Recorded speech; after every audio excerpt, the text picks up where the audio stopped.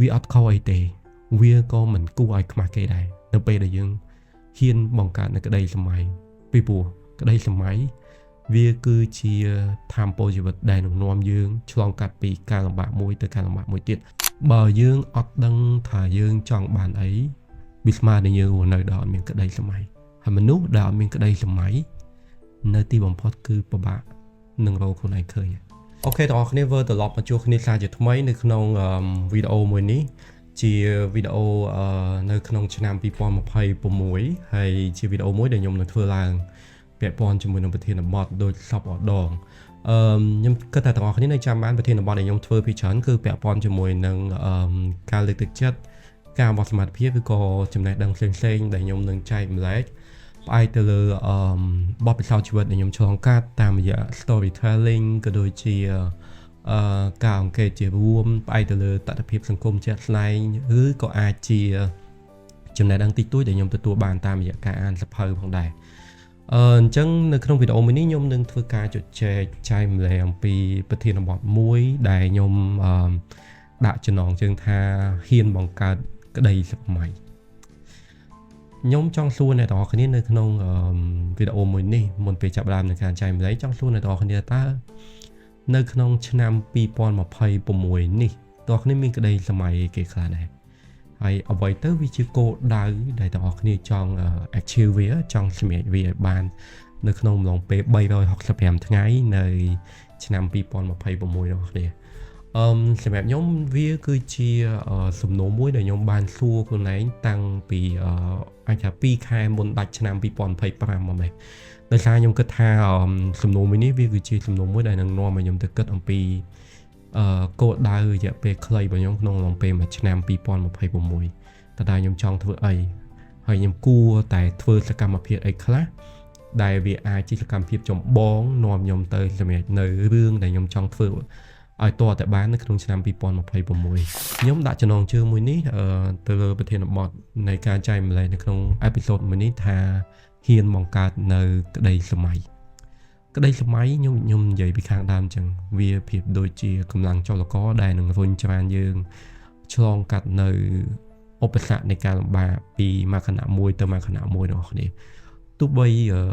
យើងអត់ទាន់មានក្តីសម័យដ៏ធំធេងដែលយើងគិតថាវាជាក្តីសម័យដ៏អស្ចារ្យដែលយើងគួរតែមានឲ្យដូចមនុស្សអ្នកដទៃប៉ុន្តែខ្ញុំគិតថាបើទាំងអស់គ្នាមានក្តីសម័យតូចៗយើងគួរតែហ៊ានទៅធ្វើវាអញ្ចឹងនៅក្នុងវីដេអូនេះខ្ញុំនឹងនិយាយប្រព័ន្ធមួយប្រហែលចំណុចថាយើងធ្វើយ៉ាងម៉េចបើយើងអាចជំនះភាពភ័យខ្លាចហើយហ៊ានទៅបង្កើតនៅក្តីសម័យបានដើម្បីឲ្យយើងដឹងថាតើគួរបង្កើតក្តីសម័យដោយរបៀបណាខ្ញុំគិតថាជំហានដំបូងយើងត្រូវដឹងអំពីសារៈសំខាន់នៃក្តីសម័យផងដែរក្តីសម័យវាខ្ញុំនិយាយមិញមួយចំនួនហើយវាប្រៀបដូចជាកម្លាំងចលករនៃជីវិតប៉ុន្តែយើងនិយាយចំមួយទៀតក្តីសម័យស្មើនឹងបេសកកម្មនៃជីវិតរបស់យើងវាស្មើនឹងចក្ខុវិស័យក្នុងជីវិតរបស់យើងបើយើងអត់ដឹងថាយើងចង់បានអីវាស្មើនឹងយើងនៅដល់អត់មានក្តីសម័យហើយមនុស្សដែលអត់មានក្តីសម័យនៅទីបំផុតគឺពិបាក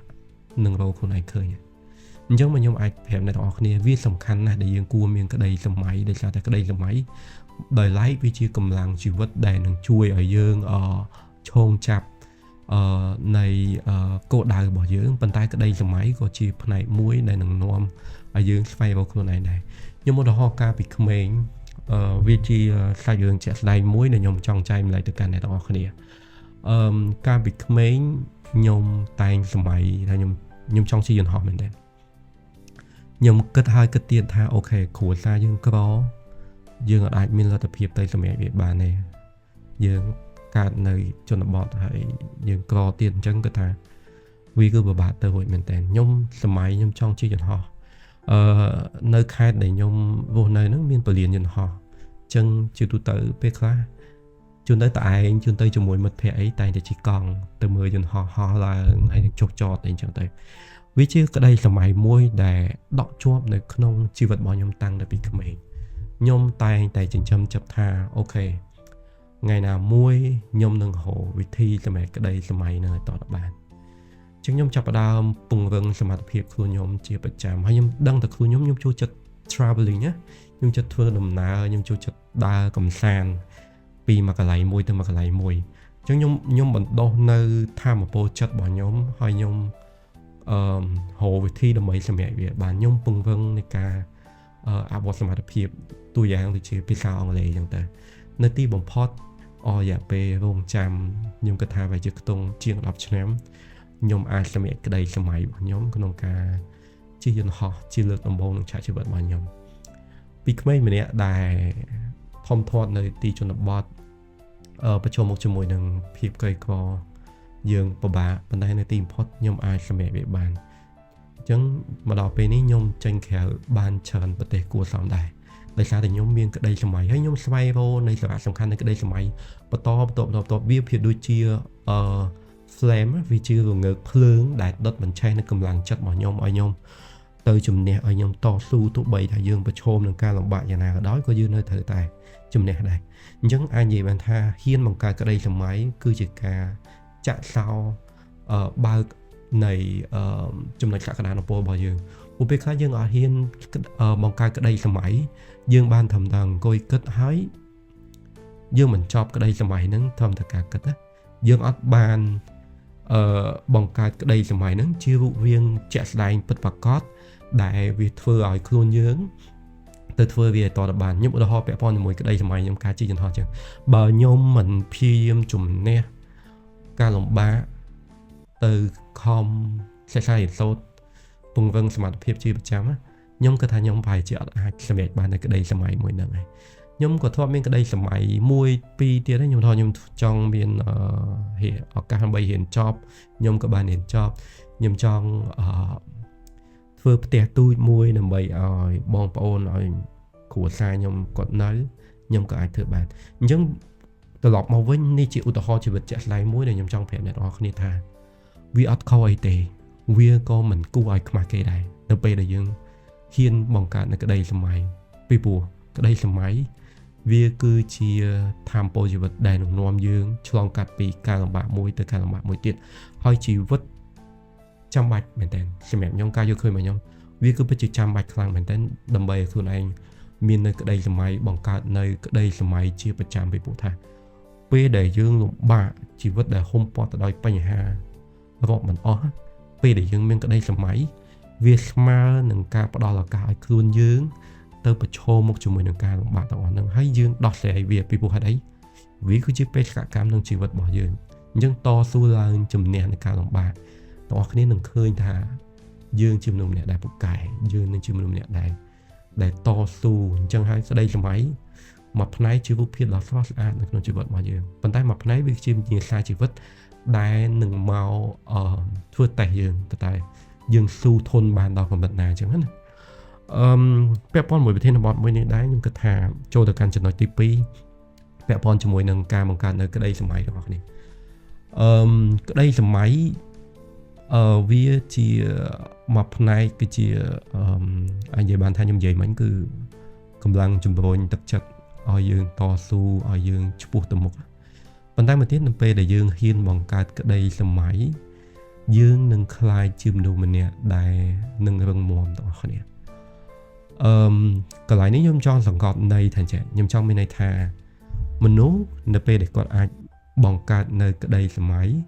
ហើយគាត់បានផ្លាស់ប្ដូរពីក្តីសម័យហ្នឹងคล้ายទៅជាការពិតជាក់ស្ដែង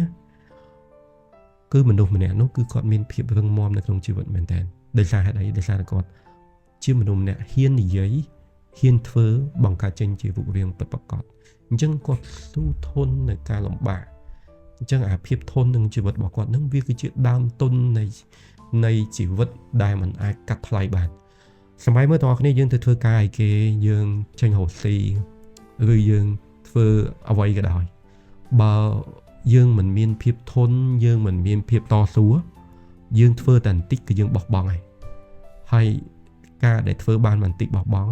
កុំបំពឹងថាចង់ទៅសម្រេចនៅផ្លែផ្កាធំដុំនៅក្នុងជីវិតអញ្ចឹងខ្ញុំអាចនិយាយបានថាហ៊ានបង្កើតក្តីសម័យវាគឺជាវិញ្ញាសាវាគឺជាអ្វីមួយដែលនឹងធ្វើឲ្យយើងខ្លាចជាមនុស្សម្នាក់ដែលរឹងមាំresiliency របស់យើងហ្នឹងវានឹងតស៊ូពីព្រោះថានៅក្នុងជីវិតរបស់យើងវាមិនអាចមានរឿងអ្វីដែលរលូនទេជួបបញ្ហាដោះស្រាយបញ្ហា ពេលខ្លះជីវិតវាត្រូវប្រឈមនឹងទុក្ខលំបាកការកើតទុក្ខយ៉ាងណាក៏ដោយអញ្ចឹងយើងទទួលយកវបរិបទក៏ដូចជាស្ថានភាពក្នុងជីវិតដែលយើងអាចនឹងជួបប្រទះអញ្ចឹងហើយចង់យើងគិតឡើងវិញព្យាយាមតស៊ូជំនះរាល់ការលំបាកទៅពីព្រោះថានៅទីបំផុតរឿងលំបាកទាំងអស់ហ្នឹងណាវានឹងកសាងនៅភាពរឹងមាំក្នុងជីវិតរបស់យើងហើយនេះគឺជាអ្វីមួយដែលយើងមិនអាចរៀនបាននៅសាលាក៏មិនមានគ្រូណាមកបង្រៀនយើងក្រៅពីយើងខ្លួនឯងអ្នកដែលឆ្លងកាត់នៅឧបសគ្គទាំងអស់គ្នាចូលទៅកាន់ចំណុចទី3ទាំងអស់គ្នាខ្ញុំគិតថាយើងត្រូវហ៊ានបង្កើតក្តីសម័យទោះបីជីវិតយើងនៅក្នុងស្ថានភាពលំបាកយ៉ាងណាក៏ដោយពីព្រោះក្តីសម័យវាប្រៀបដូចជាពន្លឺទៀនដ៏ទូចមួយនៅក្នុងយប់ងងឹតដ៏ធំធេងនិយាយទៅចំណុចដែលខ្ញុំលើកឡើងពីចំណុចមួយទៅចំណុចមួយនេះវាស្តៀងគ្នាប៉ុន្តែខ្ញុំក៏ចង់បំផុសនៅស្មារតីលើកទឹកចិត្តទៅកាន់អ្នកទាំងអស់គ្នាថានៅពេលដែលយើងបង្កើតក្តីសម័យទាំងអស់គ្នាមានន័យថាយើងបានឆ្លាក់ទុកនៅក្តីសង្ឃឹមនៅក្នុងជីវិតរបស់យើងហើយអញ្ចឹងនៅពេលដែលយើងអាចបង្កើតនៅក្តីសង្ឃឹមនៅក្នុងជីវិតរបស់យើងនឹងអាចឆ្លងកាត់រាល់ការលំបាកដែលយើងគិតថាដែលអ្នកដទៃគិតថាយើងមិនអាចធ្វើបានយើងប្រកាសណាស់នឹងបោះបង់យើងគឺមិនអាចដើរទៅមុខបានទេប៉ុន្តែយើងអាចជំនះបាន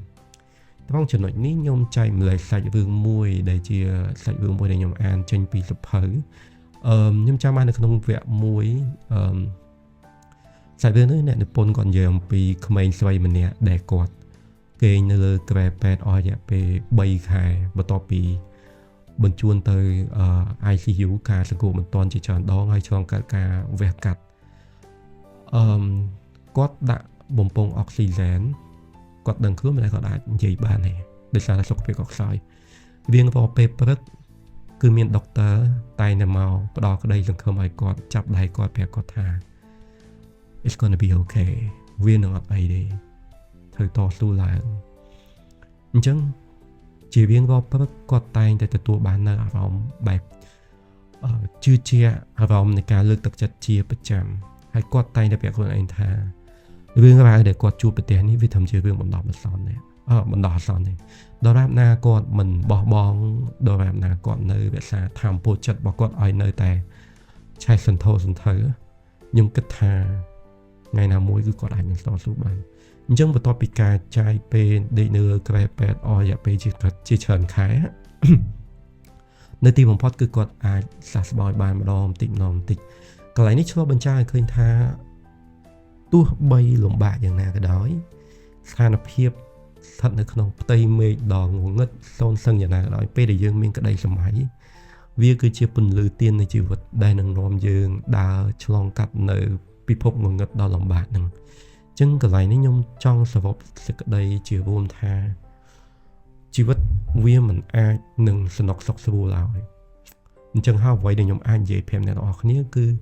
តស៊ូឡើងប្រឈមមុខជាមួយនឹងការលំបាករាល់ភាពងងឹត dark side នៅក្នុងជីវិតទាំងអស់ហ្នឹងគឺវាប្រកបណាស់ធ្វើឲ្យយើងពិបាកចិត្តប៉ុន្តែនៅពេលដែលយើងមានក្តីសម័យ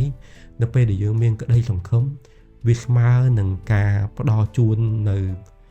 អារម្មណ៍បែបតស៊ូការផ្ដល់ជូននៅភាពសុទ្ធិដ្ឋិនិយមនៃជីវិតរបស់យើងទៅថ្ងៃខាងមុខអញ្ចឹងខ្ញុំចង់បញ្ចប់នៅចំណុចនេះគឺចង់ប្រាប់បងប្អូនគ្នាថាមិនខ្វល់ទៅលំបាកយ៉ាងណាក៏ដោយមិនខ្វល់ថាជីវិតយើងនៅក្នុងស្ថានភាពស្មើ0ឬក៏ខំ0យ៉ាងណាក៏ដោយដល់រ៉ាប់ណាវាមិនទាន់ដល់វិនាទីចុងក្រោយកុំបោះបង់ឲ្យសោះហើយត្រូវហ៊ានបង្កើតក្តីសម័យប្រាប់ខ្លួនឯងតូចក៏ដោយធំក៏ដោយជីវិតរបស់យើងអ្នកសម័យខ្លួនឯងយើងអ្នកទៅគូសវាយើងអ្នកដែលទៅឆ្លងកាត់ខ្លួនឯងទាំងអស់អញ្ចឹងកុំខ្វល់ពីការយល់ឃើញរបស់អ្នកដទៃចំណុចចុងក្រោយទាំងអស់គ្នាដែលខ្ញុំគិតថាយើងគួរតែហ៊ានបង្កើតនៅក្តីសម័យដោយសារតាក្តីសម័យទាំងអស់គ្នាវាគឺជាអ្វីមួយដែលនឹងធ្វើឲ្យជីវិតរបស់យើងសប្បាយរីករាយខ្លួនខ្ញុំលំបាកដូចអ្នកទាំងអស់គ្នាដែរពេលខ្លះខ្ញុំស្ទើរតែបោះបង់ចោលអ្វីៗគ្រប់យ៉ាងខ្ញុំគិតថាអត់ប្រយោជន៍ធ្វើទៅក៏គ្មានន័យដែរបើរឿងចូលមកក្នុងជីវិតវាអត់ចេះចប់អត់ចេះហើយអញ្ចឹង ទម្លាក់ចោលទាំងអស់ទៅប៉ុន្តែនៅពេលដែលខ្ញុំគិតដល់ក្តីសម័យខ្ញុំអត់សប្បាយចិត្តមែនទេថាអូខ្ញុំចង់ទៅ enjoy life បែបនេះចង់ទៅរីករាយមួយជីវិតបែបនេះ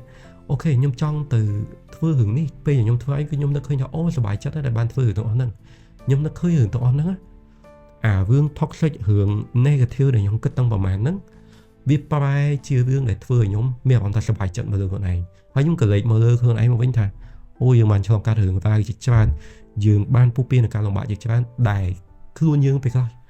នឹកស្មានមកដល់តែយើងអាចសម្រេចបានណាប៉ុន្តែយើងអាចធ្វើបាននៅទីបំផុតអញ្ចឹងខ្ញុំផ្ដល់កម្លាំងចិត្តឲ្យខ្លួនឯងហើយខ្ញុំនឹកឃើញដល់រឿងដែលខ្ញុំចង់សម្រេចហ្នឹងខ្ញុំមានអារម្មណ៍ថាសប្បាយចិត្តវាគឺជារឿងមួយជាផ្នែកមួយនៃជីវិតដែលចាក់បំពេញនូវភាពរីករាយឲ្យខ្ញុំនៅក្នុងជីវិតអញ្ចឹងខ្ញុំចង់ចែកម្លែកទៅកាន់អ្នកនរគ្នាថាបង្កើតក្តីសម័យស្មើនឹងបង្កើតក្តីសង្ឃឹមឲ្យជីវិតមនុស្សនៅពេលដែលមានក្តីសង្ឃឹមភាពរីករាយនឹងចូលមកកាន់ជីវិតរបស់យើងកាន់តែច្រើនទៅអញ្ចឹងអរគុណអ្នកនរគ្នាសម្រាប់វីដេអូមួយនេះពាក់ព័ន្ធទៅលើប្រធានបទហ៊ានបង្កើតនៅក្តីសម័យខ្ញុំអាចនិយាយបានថាក្តីសម័យមនុស្សគ្រប់រូបគឺមានប៉ុន្តែគាត់ពេលខ្លះយើងអត់ហ៊ានសម័យដោយសារយើងគិតថាធ្វើមិនបានទៅមិនរួចដោយសារតែវាធំពេកដោយសារតែมันមានអ្នកគ្រប់គ្រងឬក៏ដោយសារតែយើងអត់ជឿជាក់ខ្លួនឯងប៉ុន្តែខ្ញុំចង់ឲ្យអ្នកនរគ្នាត្រឡប់មកគិតសារជាថ្មីថាជីវិតបើមានក្តីសម័យវាស្មើនឹងការធ្វើដំណើរដែលអត់មានទិសដៅដែលយើងចង់ទៅណាអញ្ចឹងមកការក្តីសម័យខ្លួនឯងតស៊ូជំនះរាល់ការលំបាកពីព្រោះនៅទីបំផុតជីវិតមួយនេះគឺមានតែខ្លួនយើងទេដែលរស់នៅជាមួយខ្លួនឯងតាំងតែពីកើតមករហូតដល់ថ្ងៃយើងទៅវិញអញ្ចឹងជាថ្មីទៀតអរគុណសម្រាប់ភក្ដីភាពនៃការតាមដានរបស់អ្នកនរគ្នាបើអ្នកនរគ្នាចូលចិត្តវីដេអូមួយនេះឬក៏មាតិកាខ្ញុំផលិតកុំភ្លេចជួយ Subscribe ម្នាក់មួយផងហើយខ្ញុំនឹងត្រឡប់មកជួបអ្នកនរគ្នានៅក្នុងវីដេអូផ្សេងទៀតសូមជម្រាបលា